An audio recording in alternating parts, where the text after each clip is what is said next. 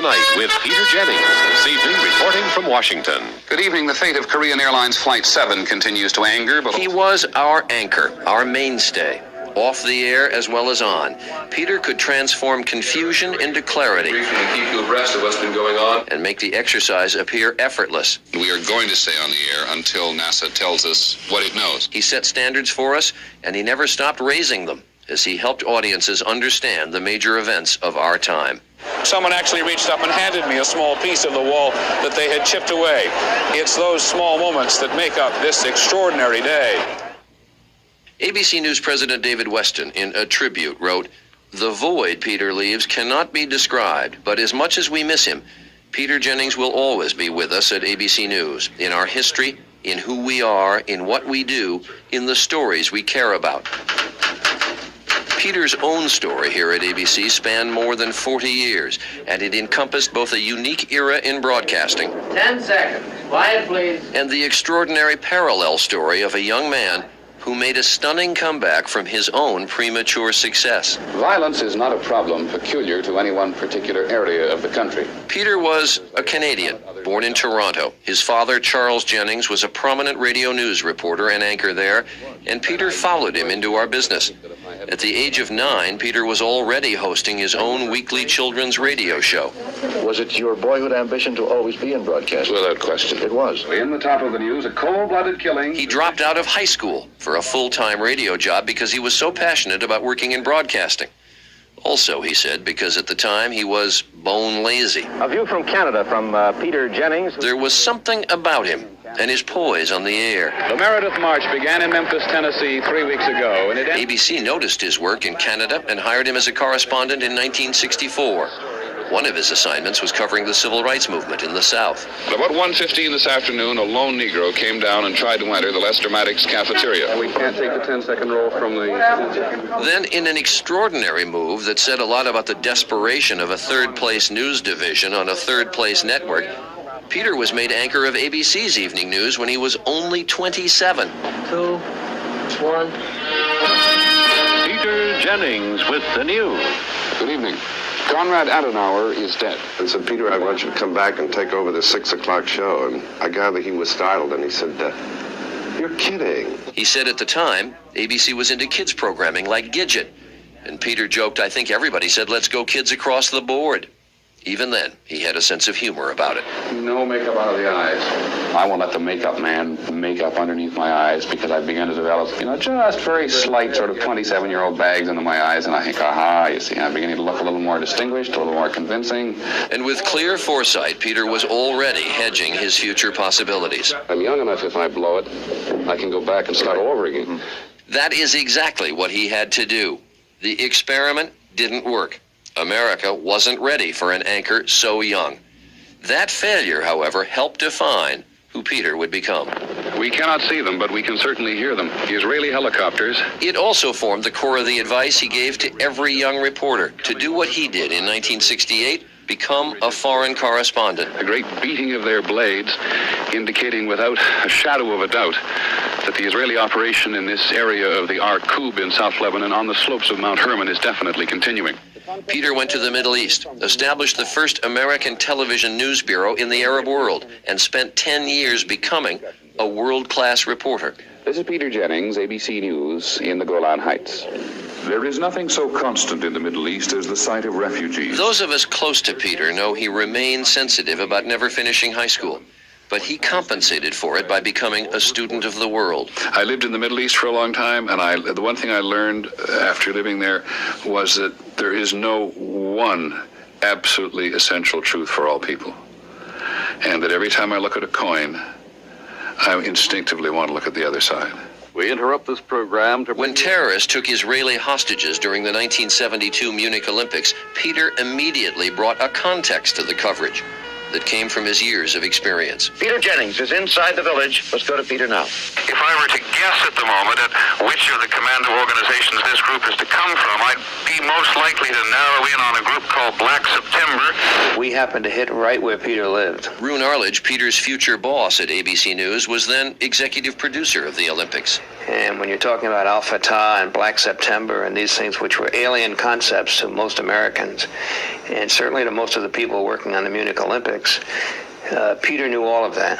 One of the histories of the Palestinian operations like this is a history of failure. And he gave the viewers of the Olympics a dimension that they just had never had before. Israel and the Arab countries is like one of the evil pendulums of history, which just goes back and forth and back and forth. As anchor of World News Tonight, Peter said again and again that context, why something happens, is what's truly important to us. Well, there is something that every Lebanese man and woman fears more than any shelling. It is the car bomb.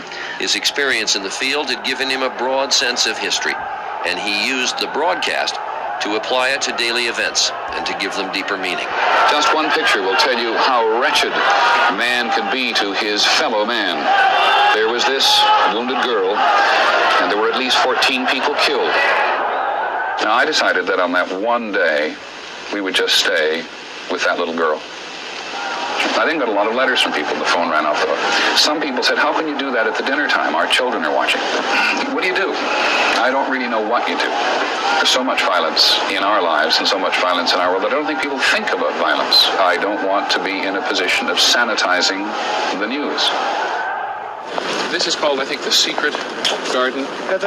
Peter also brought his knowledge into his decades of interviews with world leaders on issues that were timeless. Is there, in fact, no way in which Israel can have the security it requires and you can have the honor you demand? And some that cut straight to the headlines.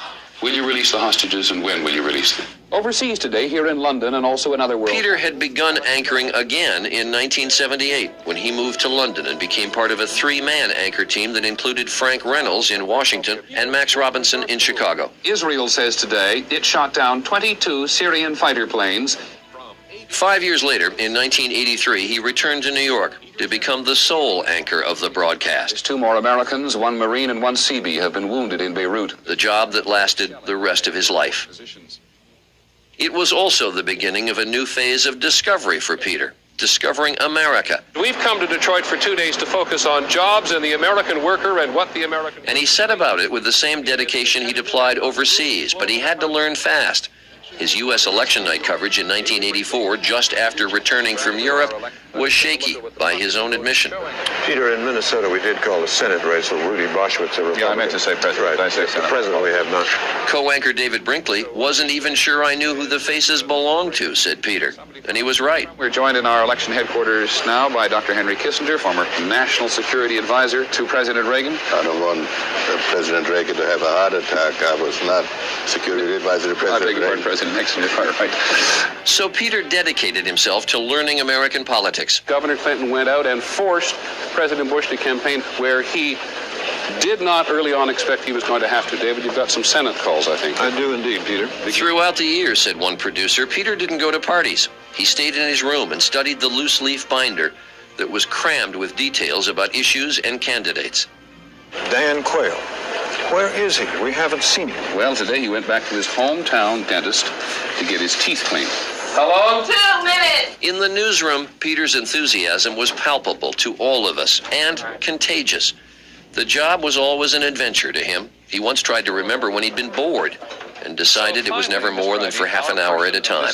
Very often we come upon people making a difference in quite... Stories are essentially about people, and that the best way to tell other people about what's happening is through the lives and the attitudes of people you encounter. Live from around the world, a celebration of the millennium. Peter could also scare the hell out of a lot of us.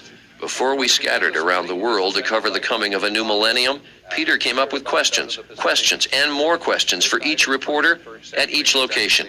And he expected everyone to know the answers. He made it one of the most exhilarating live broadcasts ever devised. Happy New Year to you all across the country. We're going to try to share this extraordinary occasion with much of the rest of the world. And With the advent of international television, we all share in each other's experiences. And that means that it has an impact on all of our attitudes. I think that's when I feel, A, that I have a very big responsibility, and I also think that's when I feel really great about what I'm doing. He invoked the words of Martin Luther King Jr. when he said, "Let freedom ring," and this is what it looked like. The government has now shut down the entire air traffic system in the United States. On 9/11, he used every ounce of his reserve. Many viewers and many of us who worked with him thought that his unforgettable presence, sifting through the chaos, measured and straightforward, was his finest hour. It is a tragedy that has revealed itself before the eyes of millions of people in the country watching on television. The worse things get around me, the cooler I tend to be. I tend to focus very hard under pressure. Well, scene has been repeated hundreds and hundreds of, maybe, as far as we know, thousands of times. But I have indeed lost it on television. I almost lost it a couple of times on 9/11. Most specifically, when I turned around to find that my children had called from two parts of the country, I think it made me think of a lot of families and their children. I checked in with my children, and who were deeply stressed, as I think young people are across the United States. And so if you're a parent, you got a kid in some other part of the country, call them up. In May of 2003, partially because of 9/11, he said, and partially because of a book he was writing, In Search of America, Peter Jennings finally became an American citizen. Unlike any other nation in the world, America is an idea. That I will support and defend. We are a nation of immigrants. I'm one of them. That I will bear. Who have come here because they believed in the ideas and could somehow contribute to the ideas. And that I take this and be themselves in ways that you couldn't be quite anywhere else. So help me God. You could know Peter well and still be amazed at what he would do next. He had faith, when many others did not, that millions of Americans would tune in for a 3-hour documentary seeking historical truths about the life of Jesus. What was the status of Jesus' movement at this point? Did he have a great many followers? I don't think he had. Subjects like this one didn't lend themselves to an evening news format. But as Jesus was growing up here, So Peter extracted a commitment from the network to investigate those topics in primetime documentaries. He reported on the continuing U.S. involvement in the military conflicts in Southeast Asia after the Vietnam War. they get much of their aid from the United States, most of it secretly. He explored Little League Baseball as a means of understanding the hopes and dreams of Americans. I see great things in baseball, said the poet Walt Whitman. It's our game, the American game. But we have provisions. He also sought to confront issues in which he felt government had failed to protect its citizens, including one with which he was personally familiar, the most preventable public health problem in the country, smoking. In the 6 years since the McCain bill failed, the Congress has not passed a single piece of tobacco control legislation. And 2.5 million more Americans have died from smoking. Peter had smoked most of his adult life. In the 60s, it wasn't unusual to see cigarette smoke rising from his anchor desk while he was on the air. He quit in the mid-80s, but admitted relapsing during 9/11. From ABC News World Headquarters in New York. On April 5th of this year, he made an appearance on World News Tonight to explain why he had been absent from that show and from recent international events that we all knew he would otherwise have insisted on covering. He had been diagnosed with lung cancer. I've been reminding my colleagues today, who have all been incredibly supportive, that almost 10 million Americans are already living with cancer, and I have a lot to learn from them. And living is the key word. The National Cancer Institute says that we are survivors from the moment of diagnosis. Despite debilitating treatments, Peter continued to make his presence felt through emails and messages and visits to the newsroom. He cared too much about the life he had pursued so intensely to pull back from it. And when he was resting at his home on Long Island on his birthday, July 29th, we, his colleagues, made sure he knew what we were thinking. He looked up and saw a plane and a banner with the wishes of all of us who wanted to have him back. As for how he viewed his role, Peter described it 40 years ago when he was still on the verge of an extraordinary career. I'm fascinated by everything. There's just too much going on in too many places that I just daren't miss. He meant every word, and then he lived it, and we will miss him. You've been listening to the latest news from ABC Radio. This is Peter Jennings, ABC, New York.